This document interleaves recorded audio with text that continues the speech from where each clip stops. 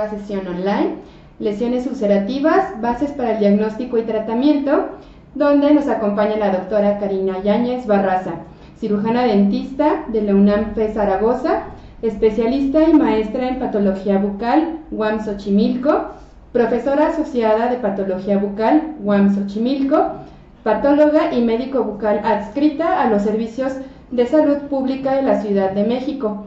Esta vez, esta sesión nos patrocina la Secretaría de Salud y pues adelante, doctora, es todo suyo el micrófono. Muchas gracias. ¿Qué tal? Buenos días.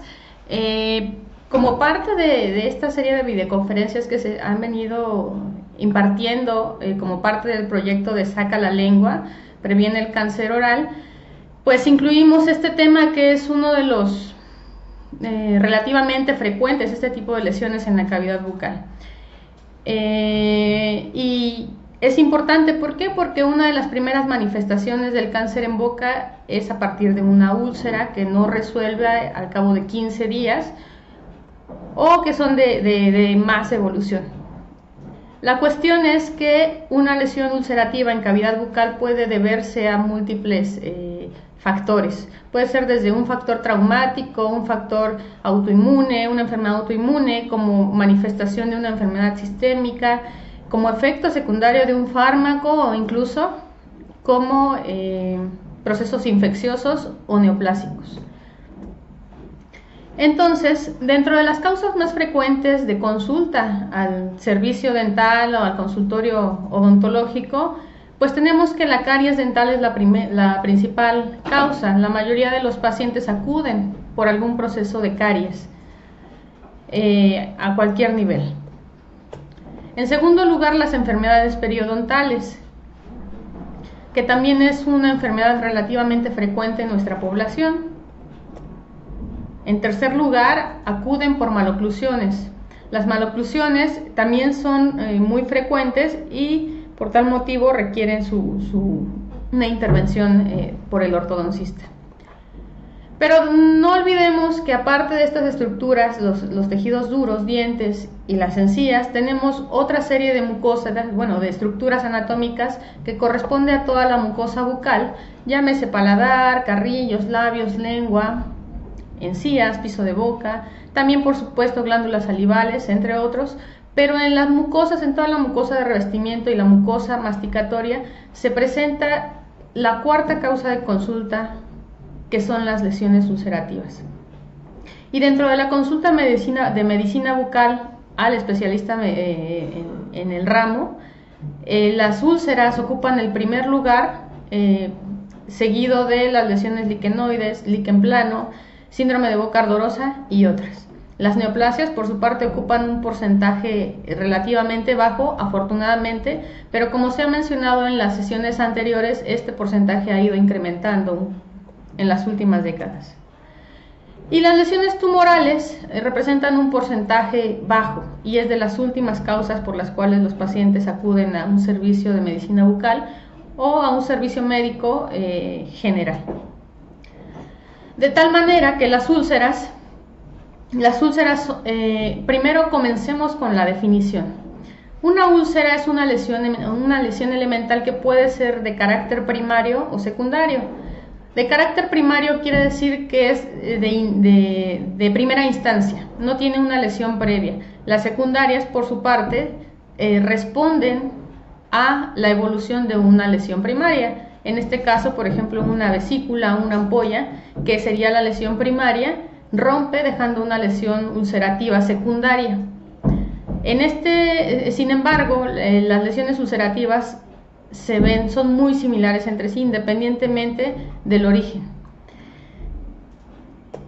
Histológicamente, aquí podemos ver un esquema de la misma, en donde se aprecia el epitelio superficial, debajo el tejido conectivo y hasta abajo las estructuras, en este caso hueso. ¿Qué es lo que sucede en ese caso? Bueno, una úlcera es la pérdida del tejido epitelial con exposición del tejido conectivo. Hay que hacer la diferencia de una erosión en donde no hay pérdida de tejido, no hay exposición del tejido conectivo. Son lesiones más superficiales y por tanto son diferentes. Y esto es importante, ¿por qué? Porque las erosiones forman parte de otras entidades de lesiones de la mucosa bucal que corresponden a otro tipo de tratamiento, mientras que las úlceras, dependiendo de su etiología, el tratamiento va a ser diferente también, pero sí suelen ser mucho más dolorosas por lo mismo que hay exposición de tejido conectivo subyacente. Bien, entonces decíamos que las úlceras tienen diferente etiología. Tenemos desde las úlceras que están asociadas a un proceso infeccioso, aquellas que están asociadas a un factor traumático, las que son de carácter autoinmune, las que son como respuesta a una quemadura física o química. También tenemos las asociadas a una enfermedad autoinmune, y también tenemos aquellas que son de carácter neoplásico. De tal manera que, de acuerdo a esta pirámide, bueno, pues las traumáticas son las úlceras más frecuentes, representan más del 80% de la totalidad de este tipo de lesiones. Y es que en cavidad bucal hay trauma por todo. ¿Qué nos puede ocasionar trauma? Una mala técnica de cepillado, aparatología de ortodoncia, prótesis, sobre todo aquellas que están desajustadas, mordidas, la masticación, bordes cortantes de los molares, objetos inanimados que se pueden autoinocular o como parte de un hábito. El punto es que trauma lo podemos encontrar a todos los niveles. Y aquí tenemos varios ejemplos de estas lesiones.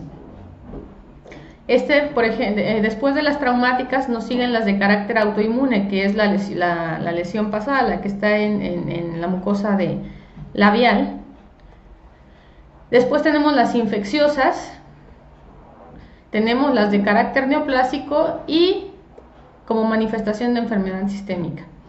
De esta manera vamos a ir tocando cada una de estas úlceras para saber cuáles son las diferencias entre ellas y cuáles son los datos que nos pueden orientar al diagnóstico de una u otra y por tanto al tratamiento. La idea de esto es que ir descartando posibilidades que pudieran ser tratadas o que puedan recibir un tratamiento específico a fin de hacer un diagnóstico oportuno de lesiones neoplásicas, como es el caso de la segunda lesión de arriba hacia abajo. Vamos a hablar entonces de las úlceras traumáticas. Quiero destacar el agradecimiento al doctor Adalberto Mosqueda Taylor, quien es dueño de la mayoría de las fotografías que están aquí expuestas. Entonces, en el caso de las úlceras traumáticas, decía hace un momento que corresponden a aproximadamente el 80% de la totalidad de lesiones ulcerativas. Esto es bueno. ¿Por qué? Porque nos deja un porcentaje bastante bajo de lesiones de carácter neoplásico, sobre todo maligno. Y entre ellas no tienen predilección por sexo, no tienen predilección por edad, se pueden presentar desde niños, bebés, hasta adultos mayores, cuando se asocian a una prótesis, por ejemplo. Se pueden presentar en cualquier mucosa. ¿Y cómo se hace el diagnóstico o cuál es lo que nos orienta hacia un diagnóstico? Bueno, el hecho de encontrar el factor traumático asociado. Dentro de las causas más comunes de las úlceras traumáticas tenemos la enfermedad de Riga-Fede o granuloma traumático, que es una enfermedad o una lesión que se presenta en neonatos asociado a dientes natales. Ahorita lo vamos a ver a más detalle. Tenemos las úlceras por mordedura, que como su nombre lo dice, se asocia a una mordida. También tenemos traumatismos por prótesis y aparatos intrabucales, llámese ortodoncia, preventiva, removible, correctiva. Tenemos ulceración posanestesia, que generalmente se da en pacientes niños, en pacientes pediátricos. Tenemos también aquellas asociadas a alguna quemadura física o química.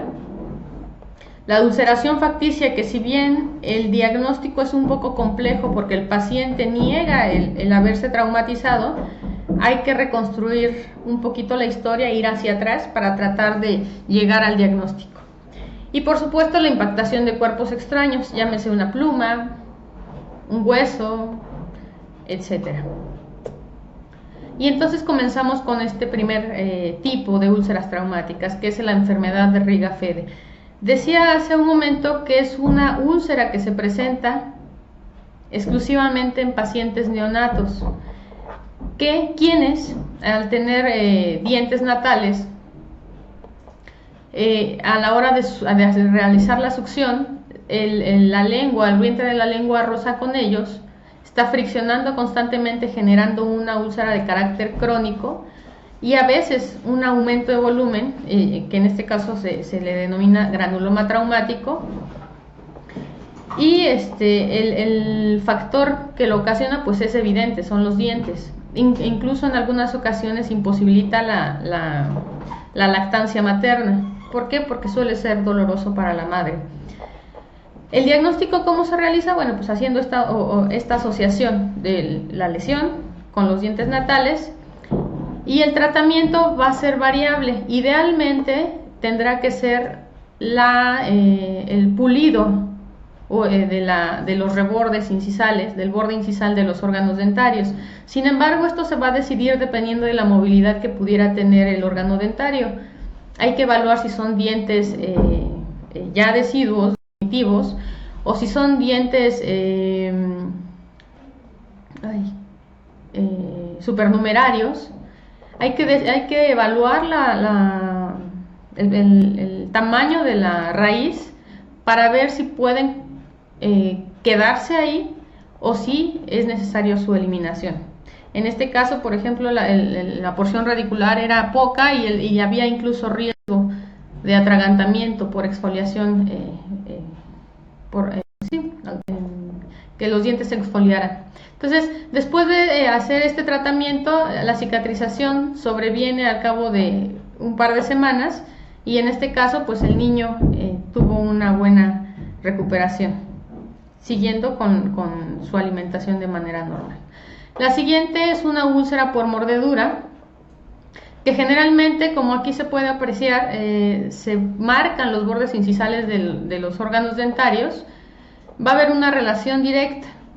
Entonces, en este caso, también el diagnóstico se hace, generalmente el paciente refiere haberse mordido, quizá no lo recuerda, quizá fue por la noche, pero generalmente se encuentra el factor asociado. El tratamiento, por supuesto, no es quitar el órgano dentario. El tratamiento va a ser, si es por una malposición dentaria, bueno, si es posible que el paciente acuda a un tratamiento de ortodoncia, sería lo ideal.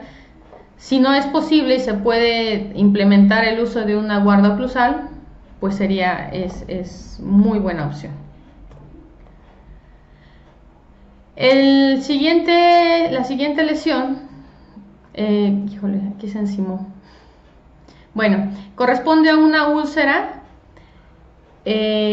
por el roce de los bordes incisales, que aquí se aprecian cortantes, y también por unos bordes de unos restos radiculares que están en la región posterior, pero desgraciadamente la fotografía se encimó, está atrás. Úlcera por mordedura, en este caso en un paciente que sufre de epilepsia.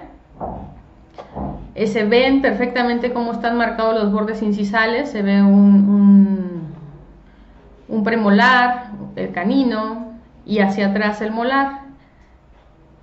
El tratamiento, bueno, tienen una evolución de 15 días, de 10 a 15 días, y si pudiera ser doloroso, entonces se puede implementar algún tratamiento analgésico. Úlcera posanestesia, en este caso una chiquita que se le hizo fácil jugar con su labio al sentirlo anestesiado. Y aquí cabe destacar que es importante dar las indicaciones por escrito a los padres del paciente o de la paciente, ya que el no hacerlo puede tener implicaciones incluso legales. Entonces es importante hacerle mención y dárselo por escrito a la mamá, le comentaba yo al padre o tutor, de que el paciente va anestesiado, que se le explique al niño y que tengan cuidado de que no esté jugando, porque como no sienten, suelen morderse fácil y ocasionar este tipo de lesiones. Las úlceras por quemaduras químicas son relativamente comunes en la población.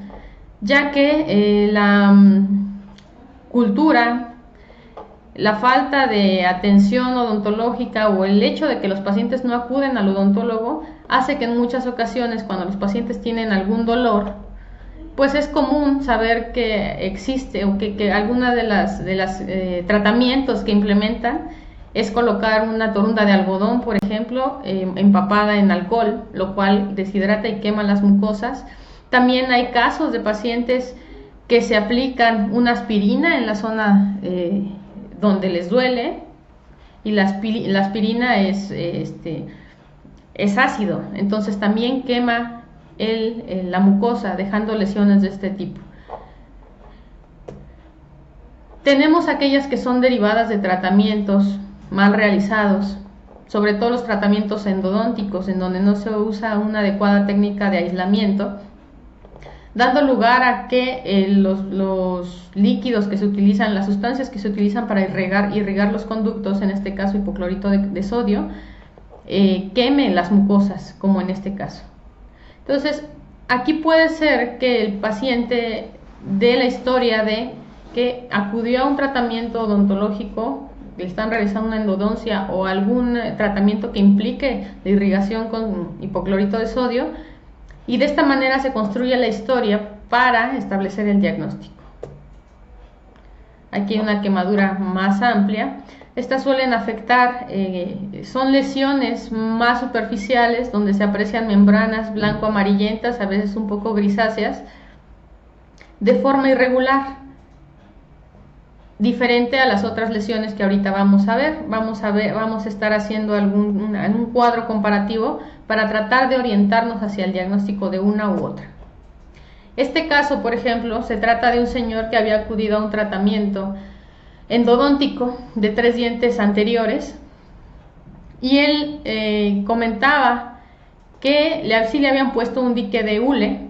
Sin embargo, a la hora que le tomaron la radiografía, pues le quitaron el arco de Young, y el hipoclorito residual que estaba dentro del líquido del dique se derramó hacia los lados, ocasionándole estas ulceraciones que tenían consigo también áreas de costras erohemáticas. Como pueden ver, son lesiones muy irregulares, y haciendo como la dinámica del movimiento del líquido a la hora de remarse, pues los dos extremos del dique de hule impregnaron de hipoclorito las mucosas. Aquí se puede apreciar a mayor aumento cómo están las ulceraciones en los extremos del borde vermellón y de la mucosa labial superior, asociado al tratamiento de esos 3 órganos dentarios que estaban sometidos a un tratamiento de endodoncia. Hay otras causas de úlceras traumáticas, como en este caso, una úlcera por rollo de algodón, en donde pudiera erróneamente considerarse que la causa de la úlcera lineal que está en la mucosa labial pueda depender de la restauración temporal que está en el premolar.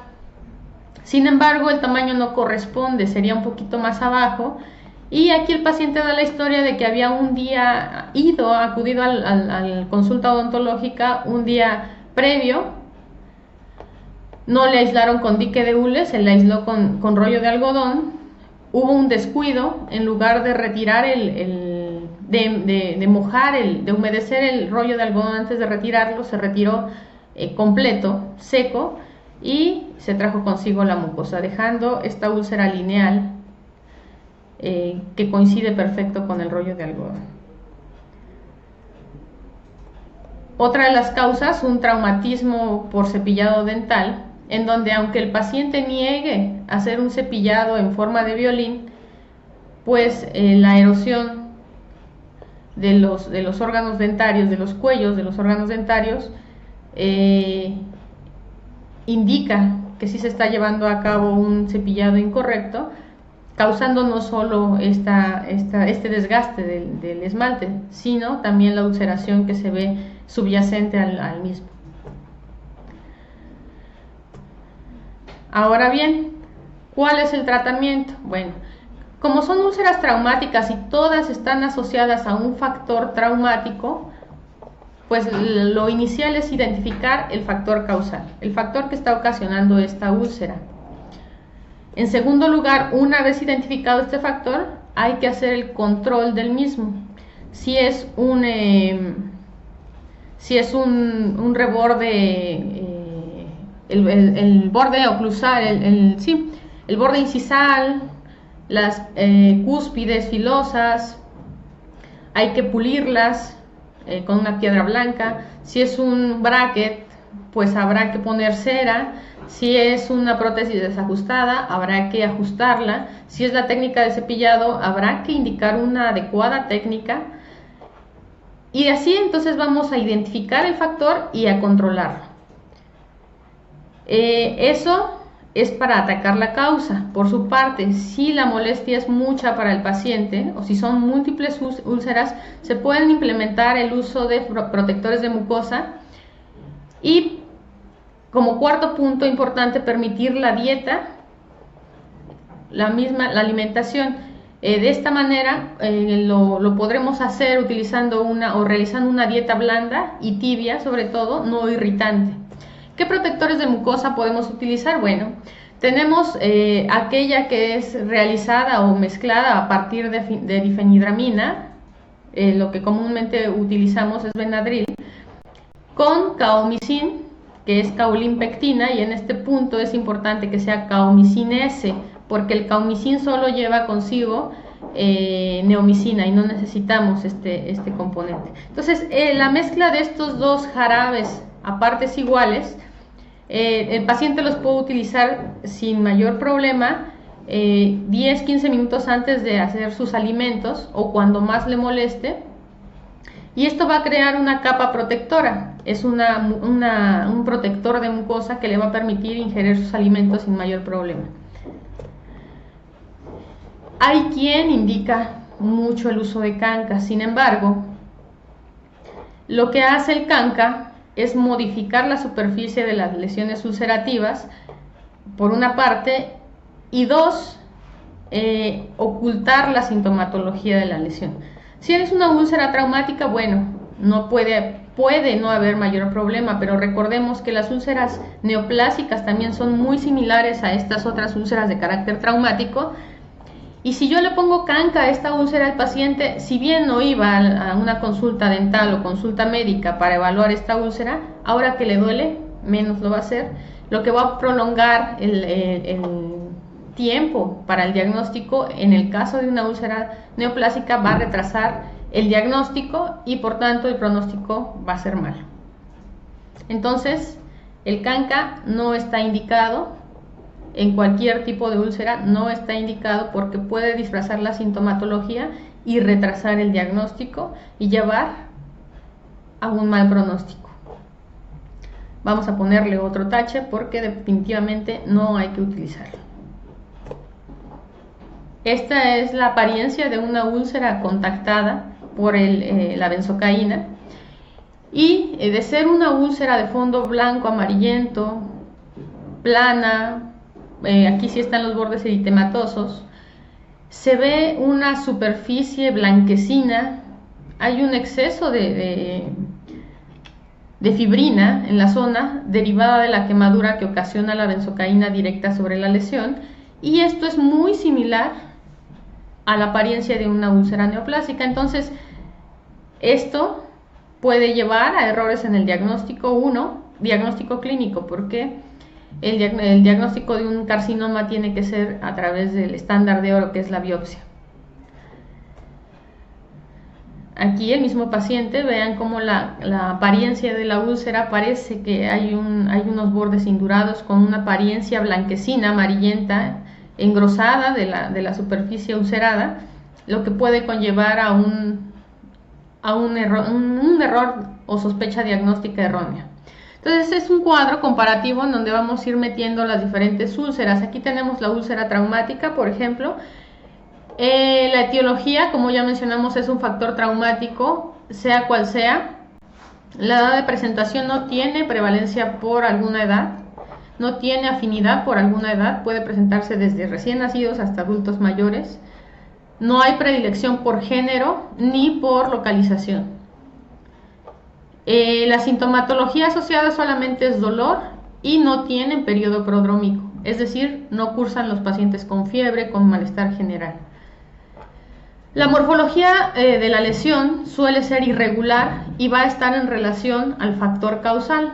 Quiero decir con esto que puede ser lineal, puede ser forma cuadrada, totalmente irregular. Esto puede tener la forma de las cúspides, de los órganos molares o de los bordes incisales de los dientes anteriores.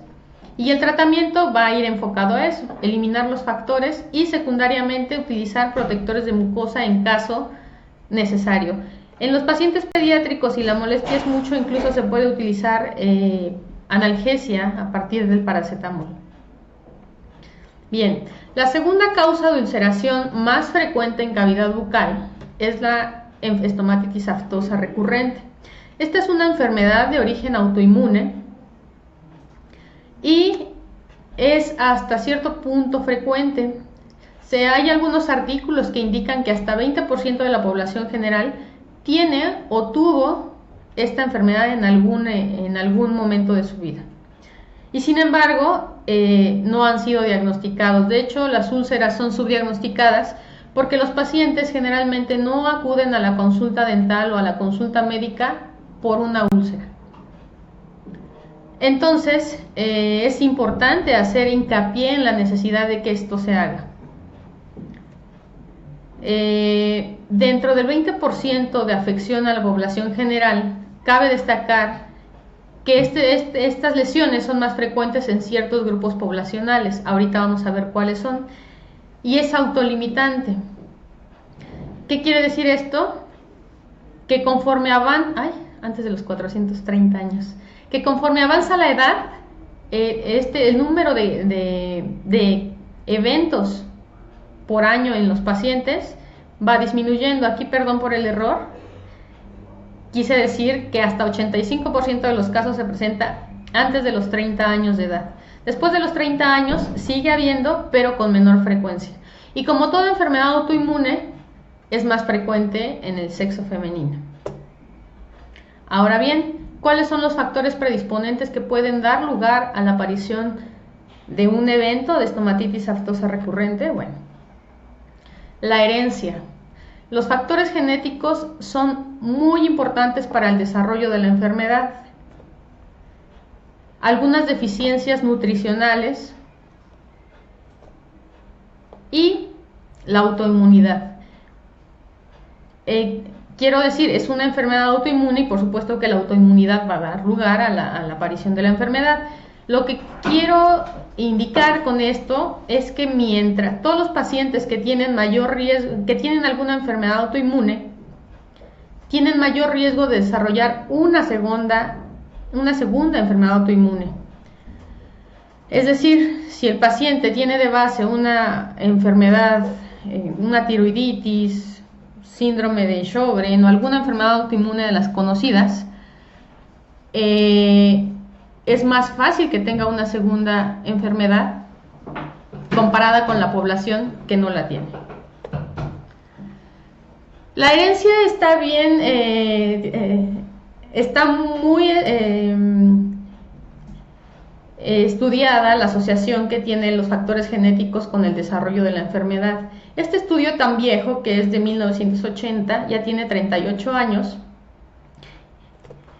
muestra cómo más del 50% de niños estudiados que tienen la enfermedad tenían positividad de la enfermedad en alguno de los padres o incluso en ambos, mientras que solamente 6.5% de los casos o de los niños tenían positividad, tenían antecedentes negativos. Esto es muy claro. Los trastornos hematológicos, alguna deficiencia vitamínica, sea cual sea, puede dar lugar a la aparición de la enfermedad. En este caso, la historia clínica nos va a orientar mucho hacia el diagnóstico de la misma, dado que los parámetros de alimentación, estudios de laboratorio nos van a confirmar si hay alguna deficiencia vitamínica, y en este caso el tratamiento va a ser en conjunto con el hematólogo que tiene que restituir esta deficiencia nutricional. Ahora bien, dentro de los factores desencadenantes se ha estudiado múltiples factores. Aquellos que son psicológicos, que se encuentran muy asociados. El estrés. El estrés es uno de los principales factores. Los pacientes que tienen estomatitis aftosa recurrente generalmente tienen algún evento en periodos de estrés fuerte. Estudiantes de medicina, por ejemplo, estudiantes de estomatología, de derecho, que están sometidos a estrés o incluso que ya están ejerciendo la profesión, saben que cuando van a tener un examen o cuando van a tener o tienen un caso complicado, empiezan a desarrollar las lesiones. Esto es importante, ¿por qué? Porque una vez identificando los factores que llegan a desarrollar o desencadenar la presentación de un evento de estomatitis aftosa recurrente, se pueden controlar esos factores. Los factores de ansiedad y de depresión también son muy importantes. Algunos alimentos también se han encontrado con asociación al desarrollo de las lesiones. Los cítricos, hay pacientes que han mencionado que al consumo de algunos cítricos desarrollan lesiones. El tomate, el consumo de uvas, de melón, de chocolate, de nueces y queso. Cada paciente es diferente. Usualmente cuando nosotros tenemos un paciente con estomatitis aftosa recurrente, les pedimos que hagan una bitácora en donde anoten qué consumieron o qué hicieron el día previo a que le salieron las úlceras, y después de cierto tiempo se logran establecer asociaciones y controlar los factores que están desencadenando la presentación de las úlceras. Traumatismos locales, y el hecho de que sea un trauma el que predisponga o que desencadene la aparición de una úlcera no hace que esta úlcera sea una úlcera traumática. Sin embargo, a diferencia de las úlceras traumáticas o de un paciente que no tiene la enfermedad de estomatitis aftosa recurrente, sucede que al mínimo roce o al mínimo trauma desarrollan un cuadro de úlceras. Hablemos de un paciente con brackets, por ejemplo. Un paciente con brackets sin la enfermedad difícilmente va a desarrollar úlceras, mientras que un paciente que tiene brackets y aparte tiene la enfermedad muy fácilmente va a desarrollar cuadros de úlceras, aunque el traumatismo sea el mínimo y sea igual en ambos pacientes.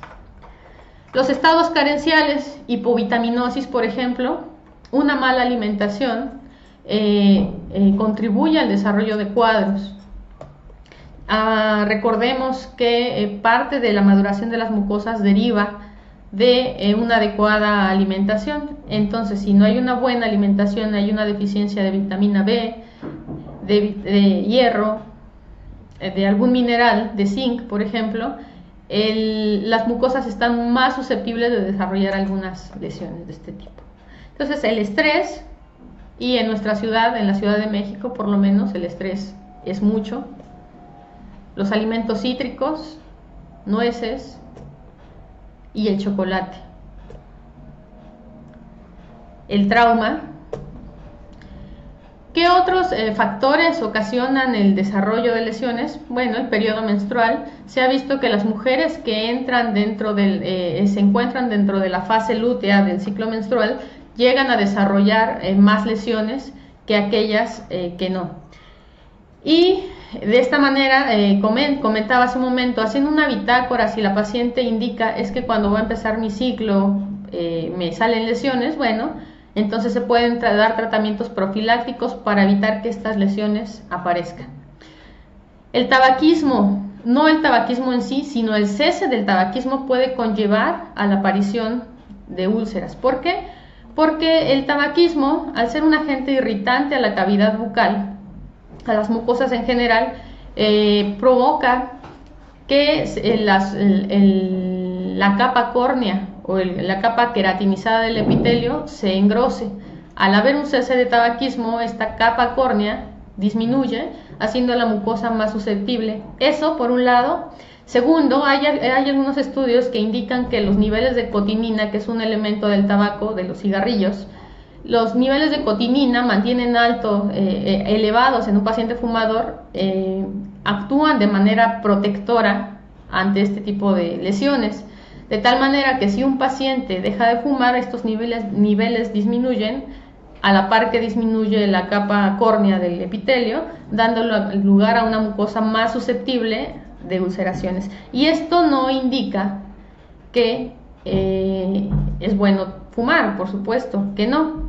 Hay que evaluar qué es peor, ¿no? Y en este caso, pues el tabaquismo tiene consecuencias peores que una estomatitis aftosa recurrente, que es tratable 100%. Ahora bien, aunque es la misma enfermedad, la estomatitis aftosa recurrente tiene diferentes formas clínicas de presentación. Estomatitis, el nombre se refiere a estomatitis a que afecta la cavidad estomatognática, las mucosas. Aftosa, el afta se refiere a la ulceración, y recurrente a que se presenta 1 o 2 veces, se quita, vuelve a salir, y el número de eventos por mes o año depende de la susceptibilidad genética del paciente. Hay pacientes que tienen un evento al mes, hay pacientes que tienen 2, 3 eventos al mes, y también la forma clínica de cada paciente difiere entre uno y otro. La más frecuente es la estomatitis aftosa recurrente menor. ¿Cómo se ve? Bueno, esta forma clínica se trata de úlceras recurrentes, quiero decir que se presentan en múltiples ocasiones, y son ulceraciones únicas o múltiples en forma redonda o oval que clínicamente muestran un halo eritematoso periférico y el fondo de la úlcera es blanco amarillenta. Miden menos de 5 milímetros y se presentan estrictamente en mucosa móvil. Quiero decir carrillos, lengua, labios o mucosa labial y paladar blando, pero preferentemente en mucosa labial, carrillos y mucosa lingual. Pueden ser, decía yo, únicas o múltiples, y la evolución sin tratamiento es de 15 días, 10 a 15 días. Aquí hay otro ejemplo. Y si la comparamos con la úlcera traumática, bueno, vamos a ver que la etiología en este caso ya difiere. En la traumática ya decíamos es un factor traumático. La estomatitis aftosa recurrente menor tiene una etiología autoinmune. La edad de presentación, a diferencia de la traumática, esta es menor a 30 años preferentemente. Mujeres, y la localización es mucosa móvil. Esto es un dato importante. ¿Qué sintomatología puede tener? Pues dolor, y hay pacientes que refieren ardor previo a la aparición de la úlcera. En el caso de las aftas menores, bueno, son menores a 5 milímetros y el diagnóstico se hace con la historia de recurrencia, con la localización, y la historia clínica nos va a brindar mucha información para dar el tratamiento adecuado, que va a ser, 1, si se identifican, el control de los desencadenantes, y 2, se pueden implementar tratamientos para control de la autoinmunidad, inmunomoduladores preferentemente. Después vamos con la segunda forma de la estomatitis aftosa, que es la variante herpetiforme, y se llama así porque puede simular úlceras herpéticas. Sin embargo, hay muchas diferencias entre una y otra. En este caso, las úlceras recurrentes herpetiformes son úlceras muy pequeñitas de 1 a 2 milímetros que se presentan preferentemente en mucosa móvil, pero más en mucosa de vientre de lengua y bordes laterales de la misma. A diferencia de las úlceras herpéticas, por ejemplo, que tienen afinidad por la mucosa adherida a hueso. Este es un dato importante, nos va a orientar hacia el diagnóstico y por tanto al tratamiento. Aquí se ven microulceraciones en el borde lateral de la lengua. Y estas son sus características. Sigue siendo una enfermedad autoinmune, se presenta igual que la estomatitis aftosa recurrente menor antes de los 30 años, con predilección por mujeres, pero tiene afinidad por el vientre y los bordes laterales de la lengua. Aquí también siguen siendo lesiones pequeñas, pero mucho más pequeñas que las menores. El diagnóstico igual, con base en la historia clínica, la historia de recurrencia, y el tratamiento es muy similar. Para estas lesiones menores se han utilizado tratamientos a base de estas sustancias o de estos vehículos, como es el caso del Orabase, que lamentablemente no se consigue en la Ciudad de México, aunada a algunos inmunosupresores locales en forma tópica, se mezclan permitiendo así la adhesión del medicamento a las mucosas. Dado que la saliva impide la absorción adecuada, bueno, pues el Orabase es de mucha ayuda. También, dependiendo del número de lesiones, se puede utilizar este otro elemento tópico, en el caso de múltiples lesiones, el Elica o el Omet. Y hay que evaluar el tratamiento profiláctico a base de un antimicótico, sobre todo en aquellos pacientes que pudieran tener algún riesgo de desarrollo de infecciones oportunistas, tal cual los pacientes con diabetes mellitus. La tercera forma clínica es la estomatitis aftosa recurrente mayor, que sigue siendo una enfermedad autoinmune, que sigue teniendo predominio de presentación en la mucosa móvil, pero que a diferencia de la estomatitis aftosa recurrente menor y la herpetiforme, mide más de 5 milímetros y su evolución es mayor, es decir, dura más de 15 días. Además, la estomatitis aftosa recurrente mayor, este tipo de úlceras, por tener un carácter inflamatorio mucho mayor, por ser más profundas a la hora de cicatrizar, dan lugar a la presentación de una fibrosis y podemos ver cicatrices. De tal manera que la integración de la historia clínica, la historia de recurrencia, la localización y la presencia de cicatrices dan lugar orientan hacia el diagnóstico de una estomatitis aftosa recurrente mayor. A veces puede haber presentación de lesiones chiquitas, es decir, lesiones menores, y también de lesiones mayores. El tratamiento va a ir orientado hacia la lesión más agresiva, que en este caso sería la estomatitis aftosa recurrente mayor. El cuadro comparativo. Aquí la localización más frecuente, a diferencia de las otras, tiene afinidad por el paladar blando, lo que hace demasiado molesto las úlceras para el paciente. Miden más de 5 milímetros y dejan cicatriz. En este caso, el tratamiento es a base de inmunosupresores, pero sistémicos. Va a variar dependiendo de la agresividad del caso, y se pueden utilizar de primera instancia prednisona.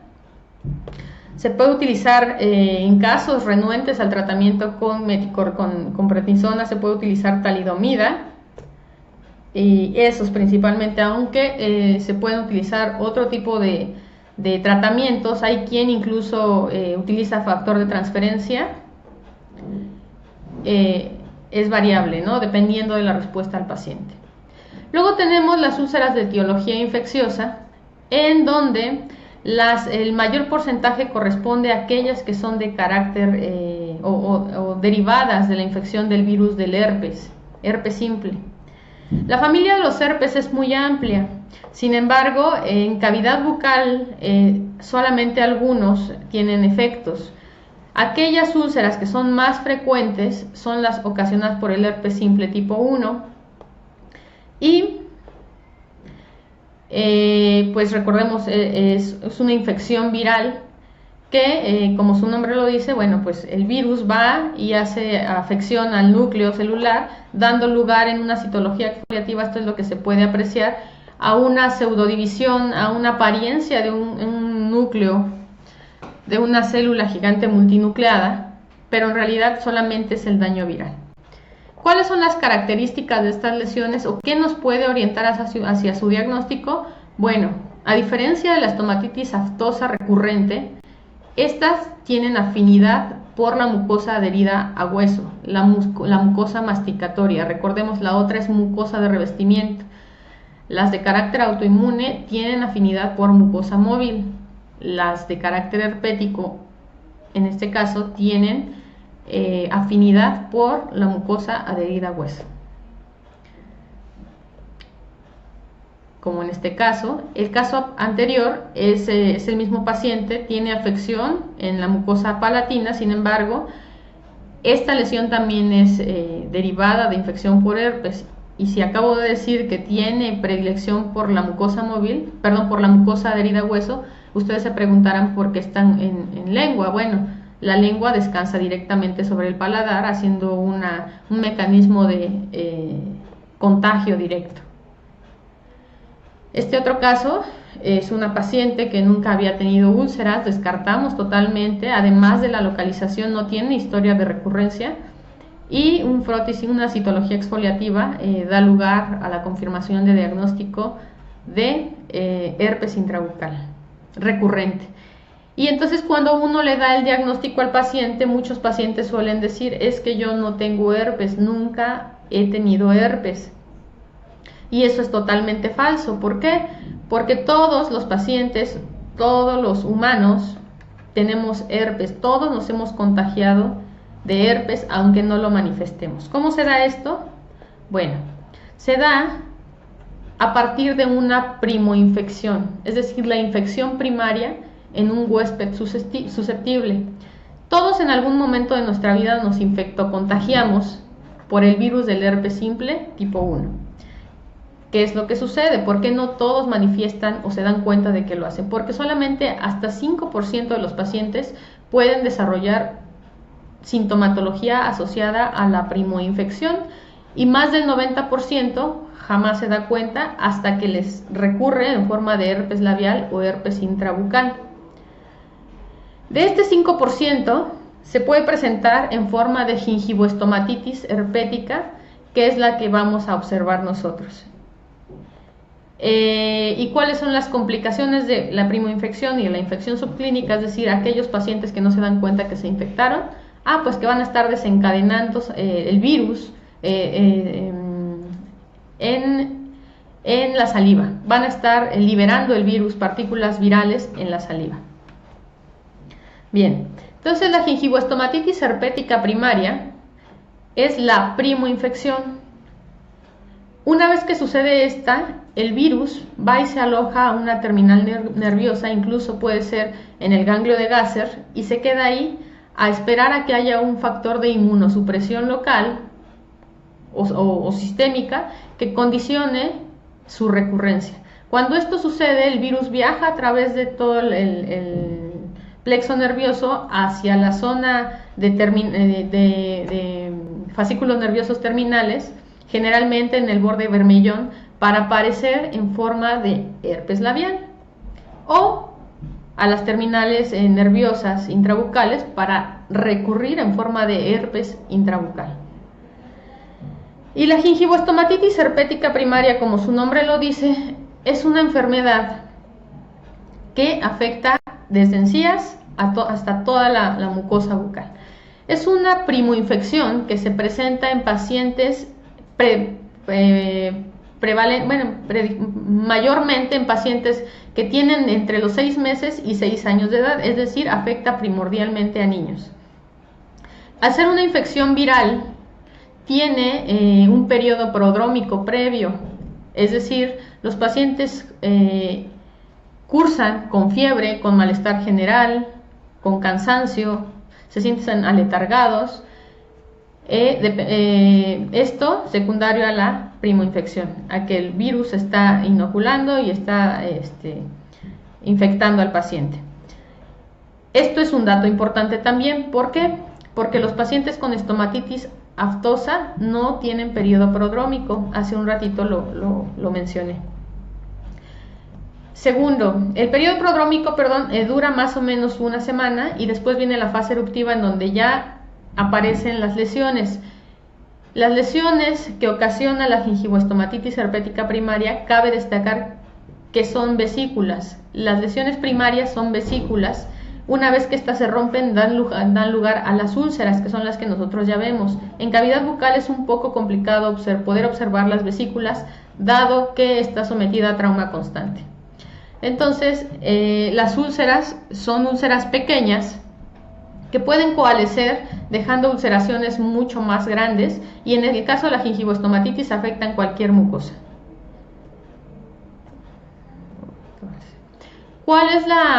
¿Cómo hacemos el diagnóstico diferencial? Lo tenemos del lado izquierdo.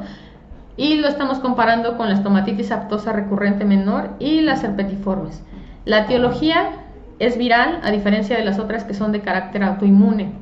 La edad de presentación es entre 6 meses y 6 años. Esto es lo habitual. Sin embargo, hay casos de pacientes en quienes se presenta en la adolescencia, en cuyo caso la sintomatología es mucho más fuerte. Y hay pacientes a quienes les recurre incluso en forma de gingivoestomatitis herpética primaria, lo cual es bastante malo porque es una afección que suele ser muy dolorosa.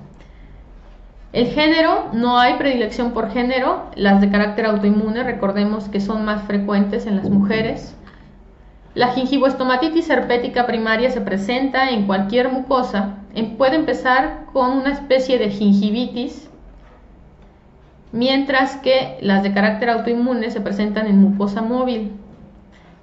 La sintomatología asociada en las de carácter infeccioso, sí hay dolor, hay fiebre, hay un periodo prodrómico, en las otras no.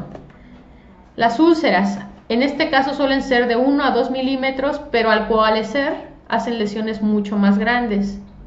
Las otras, dependiendo de la variante, bueno, pueden medir entre 1 o 2 o hasta más de 5 milímetros, menos de 5 milímetros. El diagnóstico, en ambos casos se basa en la historia clínica. Esto orienta mucho hacia el diagnóstico. Sin embargo, en el caso de la infección herpética, nos puede ayudar mucho en la orientación en una citología exfoliativa, en donde vamos a ver el daño celular por el virus. El tratamiento en las autoinmunes, el tratamiento va a ser el control de la autoinmunidad y el control de los factores desencadenantes. En la de carácter infeccioso se utilizan antivirales. Cabe destacar que los antivirales se utilizan o funcionan solamente en casos en donde se capta el caso en un momento del periodo prodrómico. Esto es un poco complicado. ¿Por qué? Pues porque la mayoría de los pacientes, cuando tienen un periodo prodrómico, están pensando en una infección de las vías respiratorias, en una faringoamigdalitis, en un catarro, y no están pensando en que les va a dar una gingivoestomatitis herpética primaria, y por tal motivo pues no se le da el antiviral en el momento en que funcionaría. Una vez ya la etapa eruptiva, cuando ya están presentes las lesiones, pues lo que se puede utilizar nada más son tratamientos sintomáticos con protectores de mucosas o analgésicos a base de paracetamol, en el caso de los niños, que es a quienes se les presenta con mayor frecuencia. Ahora bien, el diagnóstico entre uno y otro es muy importante. ¿Por qué? Porque si yo le doy un antiviral a un paciente con estomatitis aftosa recurrente, no le va a ayudar, pero tampoco va a perjudicar. En cambio, si yo le doy un inmunosupresor a un paciente con una infección de carácter herpético, lejos de ayudarle, se va a agudizar, se va a hacer más agresiva la infección. ¿Por qué? Porque la gingivoestomatitis herpética primaria o las infecciones herpéticas en general se presentan en pacientes que están con una inmunosupresión temporal o crónica, en pacientes que están sometidos a tratamientos inmunosupresores o que tienen alguna enfermedad crónica degenerativa, trasplantes incluso. Si yo le doy a estos pacientes un inmunosupresor, lo único que voy a hacer es inmunosuprimirlos aún más y ocasionar que les aparezcan todavía más lesiones, que se haga mucho más agresiva su infección. Por eso es importante hacer el diagnóstico diferencial adecuadamente. Esta es una citología exfoliativa. Ahora bien, ¿cuáles son las posibles secuelas de la infección herpética? Bueno, una vez que tuvieron la primoinfección, decíamos que el virus va y se aloja en el trayecto nervioso o incluso en el ganglio de Gasser, hasta que haya un evento de inmunosupresión que los pacientes ya saben identificar. Hay pacientes que dicen, es que cuando me voy a enfermar o cuando me da gripa o cuando me expongo al sol me sale un fuego. Pues justamente Esos son factores de inmunosupresión que condicionan la recurrencia de las lesiones. ¿Cómo puede recurrir? En forma de herpes labial, que es lo más común, en forma de herpes intrabucal, que es menos común, pero puede pasar. Hay liberación asintomática del virus en la saliva y puede recurrir en forma de tipo primario. Estos son los herpes labiales. Son lesiones, vean, aquí se aprecia perfectamente las vesículas, son múltiples vesículas que rompen dando lugar a una fase ulcerativa, y después tienen una tercera lesión elemental, que es la costra. Y los pacientes refieren la sintomatología previa, que es sensación de comezón, ardor, ya identifican perfectamente, me va a salir un fuego. Y muchos pacientes es cuando se exponen al sol. En este caso, si la exposición a los rayos ultravioleta da lugar, o los pacientes identifican qué es lo que origina que les reaparezca o les recurra el herpes, bueno, pues se pueden utilizar en este caso protectores labiales con factor de protección solar, si el paciente sabe que se va a exponer al sol. Esta es una recurrencia post-anestesia y suele hasta cierto punto ser frecuente. ¿Qué es lo que se ocasiona? Pues hay una inmunosupresión local por la isquemia que se ocasiona a la infiltración del anestésico, y es el momento que el virus aprovecha para ir y hacer una recurrencia local. Y suele pasar que el paciente llega muy molesto al consultorio dental a reclamar porque el instrumental estaba sucio, estaba infectado, estaba contaminado, etcétera. Y no se trata de eso, en realidad es por la isquemia que se ocasionó durante el procedimiento dental. En este caso, la paciente había tenido una infección, una faringoamigdalitis fuerte, utilizó antibióticos de amplio espectro, y una semana después inició con estas lesiones. Esta fue ella negaba haberse infectado con herpes. Sin embargo, se le explicó cómo se da el proceso de la primoinfección y cómo se puede llegar a una recurrencia dando lugar a estas lesiones. Esta fue también un herpes intrabucal recurrente. Hagamos el mismo ejercicio. Las herpéticas están en los extremos, las autoinmunes están al centro. Las herpéticas son de etiología viral. La gingivoestomatitis va entre los 6 meses y 6 años, las herpéticas a cualquier edad, las autoinmunes preferentemente antes de los 30. Sin embargo, repito, pacientes mayores de 30 años también pueden tener presentación de estas lesiones. Género, sin predilección en las herpéticas. Las autoinmunes, como todas las enfermedades autoinmunes, más frecuentes en las mujeres. La localización de la gingivoestomatitis es en todas las mucosas, en las autoinmunes en mucosa móvil, y las herpéticas en mucosa masticatoria.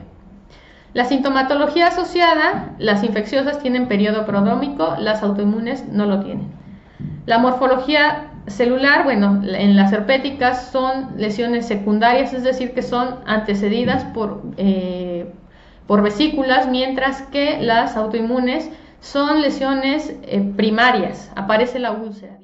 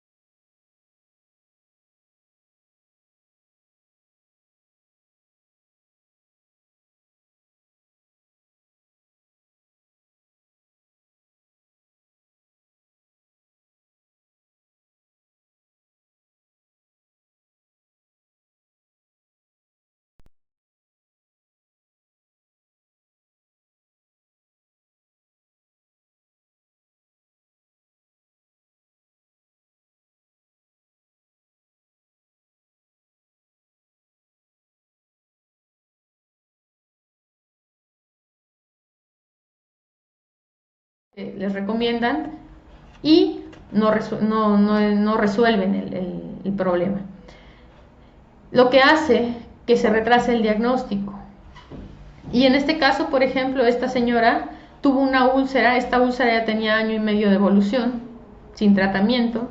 Lamentablemente, ella acudió a un dentista que no tenía el conocimiento, le dijo que hiciera enjuagues con bicarbonato, que se hiciera enjuagues con micostatín, no resolvió. Como no le molestaba, evolucionó, año y medio después le empezó a doler, acudió y pues ya era un diagnóstico tardío, la paciente falleció al cabo de 6 meses, era una neoplasia maligna, un carcinoma escamocelular. Esta otra úlcera tenía 1 semana de evolución, pero la historia de la paciente era de una sinusitis crónica que había sido tratada sin respuesta. Durante su tratamiento con el otorrinolaringólogo, ella fue referida a la clínica de medicina bucal en el Hospital Gea González por esta úlcera, a la cual se le hizo todo el ejercicio diagnóstico de las úlceras. No había tenido periodo prodrómico, por lo cual no era una úlcera de carácter herpético. La localización no era la adecuada para una úlcera de autoinmune, de carácter autoinmune. Los bordes, las características, la morfología de la lesión tampoco era orientativa hacia una lesión traumática. Sin embargo, la paciente negaba totalmente que se tratara de que ella se hubiera traumatizado con algo, y que una de las posibilidades diagnósticas era una úlcera facticia. Las úlceras facticias son un tipo de úlceras traumáticas que el paciente se crea. Sí existen, son creadas por el paciente, pero negadas por él mismo, es decir, él las hace, se las realiza. La mayoría de los pacientes que las tienen es para llamar la atención o porque tienen un trastorno psiquiátrico y demás, pero ella se negaba. Sin embargo, una posibilidad diagnóstica era una úlcera facticia. Cabe destacar que una indicación de biopsia es en lesiones ulcerativas que no responden o que no evolucionan después de 15 días. Cualquier úlcera herpética, autoinmune o traumática, después de 15 días tiene que estar en un proceso de curación. Si no sucede eso, entonces es indicativo de biopsia. A ella se le realizó biopsia con un diagnóstico presuntivo de linfoma, que también se puede presentar de esta manera, y se confirmó. El problema de las lesiones ulcerativas y de todas las otras lesiones que se han visto a lo largo de estas videoconferencias es que los pacientes desconocen quién tiene que tratarlas, quién tiene el conocimiento o quién es el indicado para hacer el diagnóstico y por tanto el tratamiento. Entonces, en caso de que el paciente acuda por una úlcera, una llaga, una postemilla, tiene muchos nombres para los pacientes. En caso de que acuda, no sabe con quién, y antes van al médico, quien en la mayoría de los casos da diagnóstico de herpes, sin considerar las características clínicas de las lesiones. Acuden al otorrinolaringólogo o acuden a alguno de estos especialistas que por desgracia no tienen la preparación en el tema para dar un tratamiento adecuado. Yo me metí a ver rápido qué había en internet al respecto y le puse úlceras bucales que hacer, y vienen remedios caseros, cosa que los pacientes hacen. Si no lo obtienen de internet, lo obtienen de un vecino, de una prima, y repito, si es una úlcera traumática y evoluciona, perfecto, pero si es una úlcera neoplásica, en el peor de los casos, se retrasa el diagnóstico, se retrasa el tratamiento y el pronóstico es malo. Bien, con esto termino. Reitero la invitación al diagnóstico y a la referencia de pacientes en los servicios de salud pública de la Ciudad de México. Hay 2 servicios, uno en la Clínica de Odontogeriatría de Iztapalapa y el segundo en el Centro de Salud San Juan de Aragón, 6ª sección de la jurisdicción Gustavo Amadero. Gracias.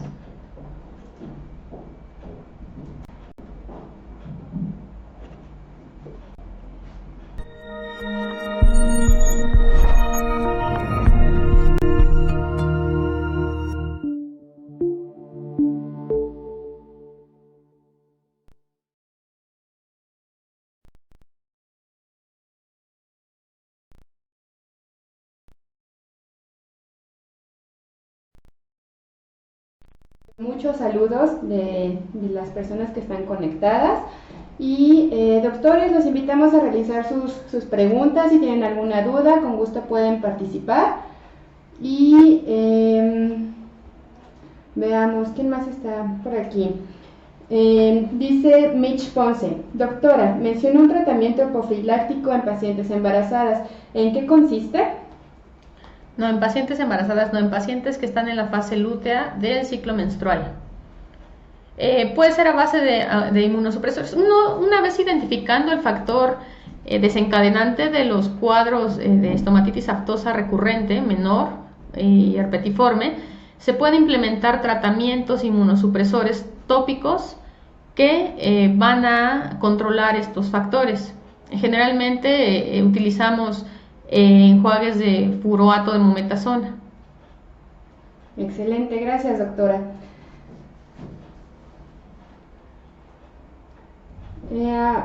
Bueno, por el momento creo que es la única duda que ha surgido. Vamos a despedir esta sesión. Es bastante grato tenerla aquí de nuevo. Y amigos, los esperamos la siguiente transmisión. Que tengan muy buena tarde. Vamos a hacer entrega del reconocimiento, que es digital por el momento, y después se lo daremos impreso. Gracias. Y es todo por hoy, amigos. Muchísimas gracias por su conexión y hasta la próxima. Gracias. Doctora.